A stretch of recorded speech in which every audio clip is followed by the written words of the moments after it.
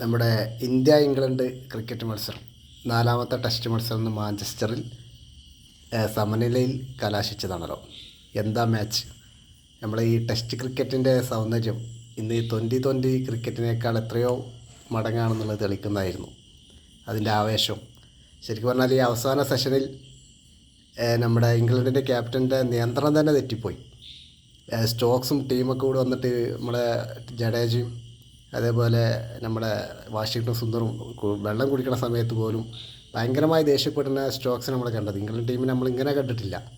കാരണം അത്രയ്ക്ക് ഇവർ പ്രതിരോധിച്ച് മുട്ടിച്ചടപ്പിക്കുക എന്ന് പറഞ്ഞ പോലെ ആണ് മുഷിപ്പിച്ച് കളഞ്ഞ്. നമ്മൾ വാഷിങ്ടൺ സുന്ദറിൻ്റെ ഡിറ്റർമിനേഷനും ടെംപ്ലിമെൻറ്റും ഒക്കെ എടുത്തു പറയേണ്ടതാണ്.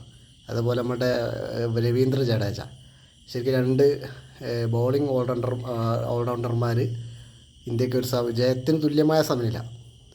ശരിക്കും പറഞ്ഞാൽ ഇംഗ്ലണ്ടിനെ ഇരുത്തി ചിന്തിപ്പിക്കും ഈ മത്സരം എന്ന കാര്യത്തിൽ ഒരു സംശയം വേണ്ട. മാത്രമല്ല അവർ ശരിക്കും പറഞ്ഞാൽ എൻ്റെ ഒരു അഭിപ്രായത്തിൽ ഇംഗ്ലണ്ട് കുറച്ച് ഡിക്ലറേഷൻ നീട്ടിക്കൊണ്ടുപോയതാണ് ശരിക്ക് അവർക്ക് വിനയായത് ഞാൻ മനസ്സിലാക്കുന്നു. പ്രത്യേകിച്ച് സ്റ്റോക്സൊക്കെ ഒന്ന് സെഞ്ചുറി അടിക്കാൻ വേണ്ടി കുറച്ചൊക്കെ ഇങ്ങനെ തട്ടിമുട്ടി കളിച്ചു. ശരിക്കും പറഞ്ഞാൽ അവർക്കൊരു 200 റൺസ് ലീഡ് നേടി ഇന്ത്യനെ ബാറ്റിങ്ങിന് അയക്കുകയായിരുന്നു ചെയ്യേണ്ടിയിരുന്നതെന്ന് ഇപ്പോൾ അവർക്ക് തോന്നുന്നുണ്ടാവും. ഏതായാലും നമ്മുടെ ഇന്ത്യൻ ടീം പുതിയ ടീം നമ്മുടെ ശുഭ്മാൻ ഗില്ലിൻ്റെ നേതൃത്വത്തിലുള്ള പുതിയ ടീം വളരെ നന്നായി ഒരു പോരാട്ട വീര്യം കാണിക്കുന്നു എന്നുള്ളത് വളരെ എടുത്തു പറയേണ്ടത്. കാരണം 4 ടെസ്റ്റും 5 മത്സരത്തേക്ക് നീണ്ടു കൊണ്ടുപോയി. ഇനി ഒരു ടെസ്റ്റ് മത്സരം കൊണ്ട് ഇന്ത്യ ഒരു 2-1 പിന്നിലാണെങ്കിലും അടുത്തൊരു മത്സരം ജയിച്ച് 2-2 ആയാൽ ഇന്ത്യക്ക് വലിയൊരു മുതൽക്കൂട്ടാണ്.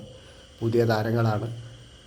നമ്മൾ ഈ വാഷിങ്ടൺ സുന്ദറിൻ്റെ ഇന്നത്തെ കളി ശരിക്കും എൻ്റെ ഒരു അഭിപ്രായത്തിൽ ഈ ദ്രാവിഡിന് പകരം ഇപ്പോൾ 1 ഡൗൺ പൊസിഷനിൽ കളിക്കാൻ ആളില്ല. ശരിക്കും നമ്മൾ പരീക്ഷിച്ച കരുൺ നായറും അതേപോലെ തന്നെ സുദർശനൊക്കെ ശരിക്കൊരു വിജയമല്ല.